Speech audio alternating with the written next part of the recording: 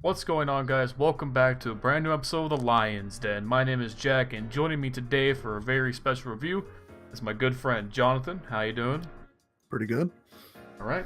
Jonathan plays pretty much all of my non-multiplayer games with me. Any of my co-op survival games. That's pretty much me and him, the Jimbo team, rolling around. So since we're talking about Escape from Tarkov today, I figured there was no better person to bring on with me. And speaking of, you may have heard rumblings about Escape from Tarkov over the last few years. We started hearing about it initially back in December of 2016, and it's been through various closed alphas and now closed betas leading up to current times where hopefully this game will release eventually, but we're still about midway through the closed beta. Now, John, go ahead. How would you describe Tarkov right off the bat? So Tarkov is a game really of like first impressions. I mean, initially it's like a survival shooter, and then you initially see like the whole realism aspect to it. But I mean, it's a hard game to put like a thumbtack on exactly what it is, but it brings a lot to the table. But I'd say to like try and put it concisely, it's definitely like it's a survival shooter with like realism elements. You know, and I say realism elements, but I mean that more as like a design choice more than anything. You know, like there's no to limited HUD. Like, I mean, everything's done by feel, by sound, by pacing of things. Like nothing's spoon fed to you. And that's specifically an aesthetic for it. Yeah, the best way I think to look at it is that Tarkov is much like DayZ without zombies, and instead of being like a persistent open world environment, it's like sustained little instances where you go in for one mission at a time, go out into that map, loot, you know, PvP or PvE depending, you get your loot and you try and get out without dying instantly. That's like the gameplay loop of Tarkov, right? Yeah. And then the thing is about realism, and I've talked about this before on the channel, specifically about Rainbow Six Siege, but I kind of apply it retroactively to a lot of realism in video games. A lot of times realism kind of leads to flaws and clunkiness and more issues than benefits. Tarkov is actually one of the few cases where the realism doesn't seem to get in the way. You know what I mean? Well, that's why I said it was more like a design choice. Yeah. Because, you know, like there's games that they adopt realism for the sake of not taking criticism. You know, like they adopt realisms that people can't say, oh, this is too arcadey, oh, this is such and such. But yeah, I feel like with this, they really use it to push the button on like how you're supposed to perceive the world. You know, like there's this realism facade for the sake of making you focus on the important parts, like hearing people come up on you through like the noise that they make because they're not properly handling their controls. Like it's more like it feeds into the gameplay, is why it feels very natural. Yeah. And like some of the things that tend to bother me about other quote-unquote realistic shooters, stuff like color palettes being too gray and muted, clunky movement, clunky gun control and physics. Tarkov, you know, for the most part, and we'll talk about performance later on because I think that's a big hitching point about the game currently, but in a vacuum, you remove like the performance issues and the game runs well. The movement is very fluid and intuitive, and you feel like you're under control, and the guns aren't realistic to the point of punishing, and you are forced very early on to learn and perceive your environment and adopt this methodical pace that goes with the gameplay. It's really interesting how this game kind of trains you in the first couple hours to understand its environment. You can't just like brute force your way through Tarkov, right? Absolutely. And I think that's definitely one of the shortcomings I had walking into it, because, you know, like the first couple times that you play, you obviously instantly see the style that you're supposed to play slow. But while you don't know anything, you get fed up with that. You try and play it a little bit faster. You stop checking a couple corners, and the game punishes you right away for it. I mean, it doesn't matter like how little or how much you know at the game. If you try and rush through it, or like you don't play the game on the game's terms, you get punished for it. Okay, sorry, I hate to cut you off there, but I didn't have too much more to say with that, but I feel like that's something that can be both a pro and a con. You know, that's that the game is very in control of its environment, and I like that.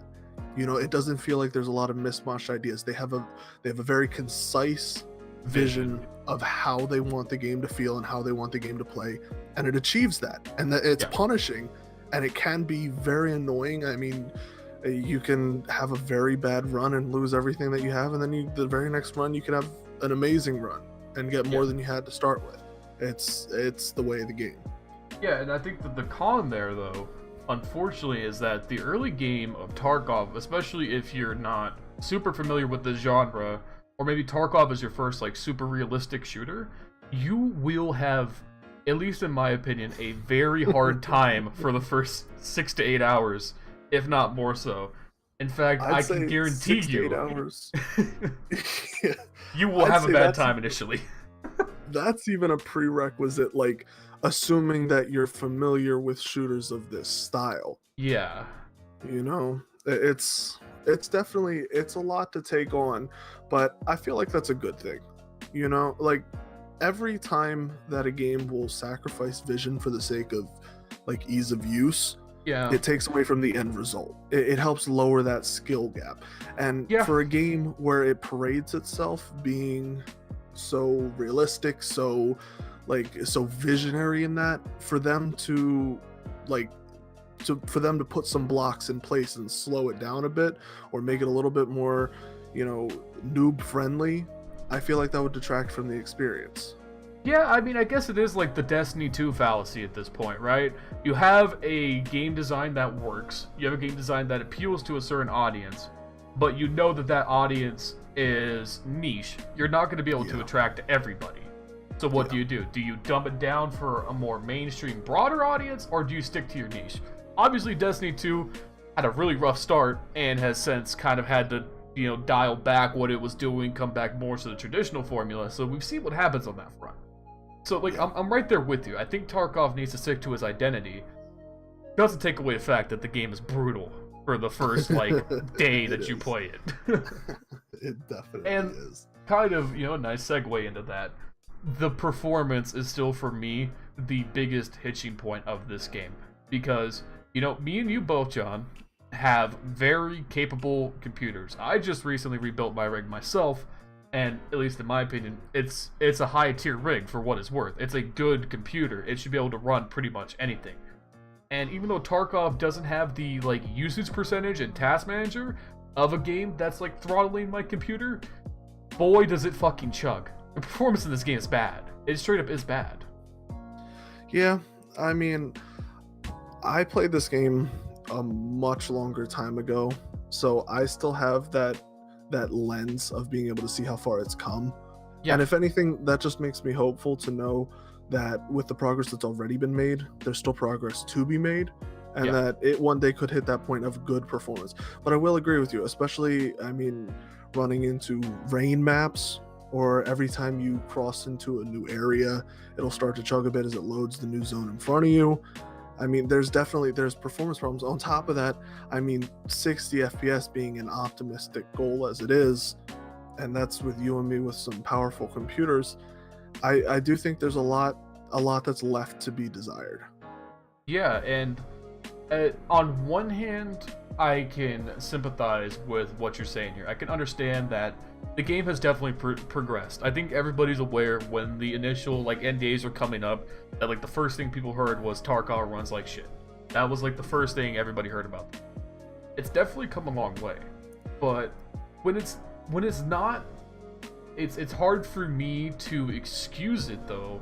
When you're not dealing with like massive open world games, you're dealing with condensed maps that aren't really that big. Shoreline is the biggest map, so like Shoreline I can understand having some optimization issues, but even on like low render distance, low settings, you know, doing all of these FPS fixes, to still in like a best case scenario only get 75 to 80 on really high tier hardware, it's one of those things where, at least for right now, this review being specific to the current patch, you know, 0.09, is a sticking point for people who may be interested in getting into the game. Because if you don't have a high tier or better computer, you're not going to be able to play and enjoy the game, in my opinion. I've already hesitated recommending it to 2 people on 2 separate occasions because I knew the power of their hardware and I knew that they wouldn't be able to enjoy it. Like, I'm barely enjoying it on the times that I get a solid 60 plus. And like the game is enjoyable for those parts. Like we've already discussed, like mechanically it handles very well, but when the game chugs, it's frustrating. And if that happens during a firefight, I mean, you can't help but be annoyed at the game. You can't help but wonder, like, would I have done this much differently, provided I had the performance to back it up?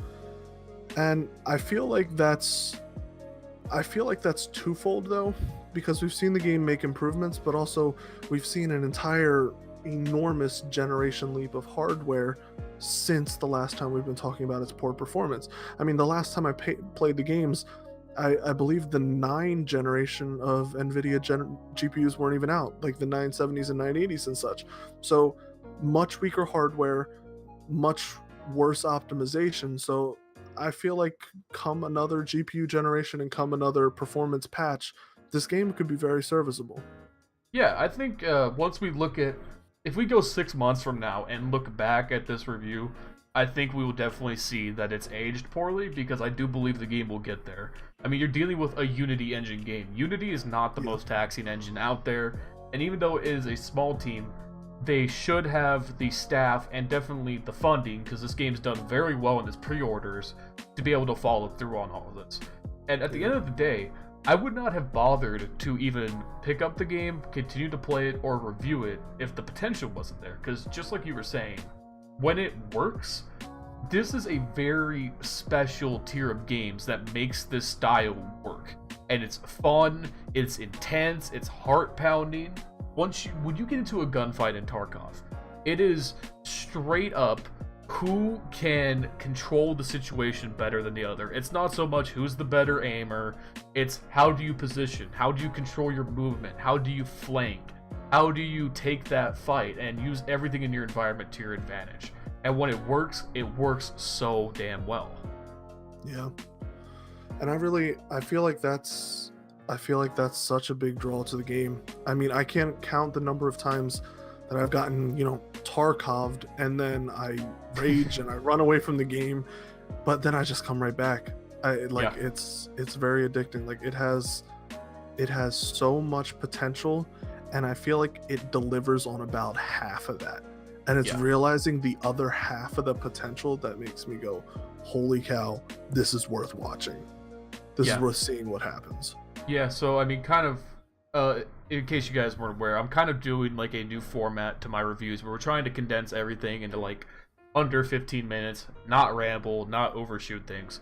So at this point, what I would recommend is that if this is a game type that interests you, and if you don't want to buy it right now, definitely keep an eye out, keep watching, and if you do purchase it right now and you find that the performance is just too bad, hold on to it, because this game, I firmly believe, will get there. Well, that's the first time I played it. It was on old hardware, and it was on an old patch, and it ran like garbage. I couldn't even play it. It was actually unplayable, and I'm gonna be honest, I was pretty disappointed back then, but that's kind of on me for not seeing the performance requirements behind it. But boy, am I happy I held on to it. It's turned around tenfold. So, but if anyone is interested in buying it though, at the time of the recording, and I believe for another 2 days, it's on sale, isn't it? So yeah, it might be worth grabbing if it interests you. As usual, I'll leave a link to their website down below. Another thing is the game is in its own independent launcher. It's not through Steam or Origin or anything.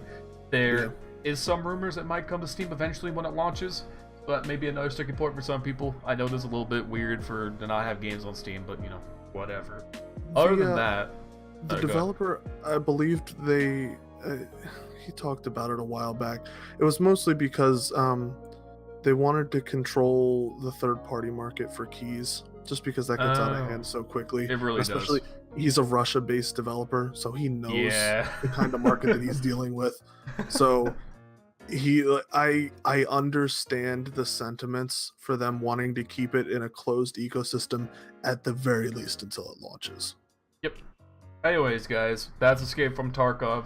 I recommend you give it a shot if you think your hardware's up to snuff. If not, just keep an eye out on it. It is definitely a unique game, if nothing else. Any final thoughts? No, I think we covered pretty much everything. It's a fun game, so much potential. Yep, that is definitely the keynote. The potential is there. Alright guys, thank you guys very much for watching. Make sure you check the description to find all of our links to social media, our Twitch pages, Twitter, and all that. I've been trying to stream pretty much as many days as I can up until college starts back up, so you can find me streaming around 6 or 7 o'clock Pacific Standard over on twitch.tv/Nerdsmerized. We're playing a lot of Rainbow Six Siege, which I know John hates, so we won't go there too much. That's a different discussion for a different day, because John's wrong. 100% wrong. Other than that, guys, thank you guys for watching, and we will see you in the next video.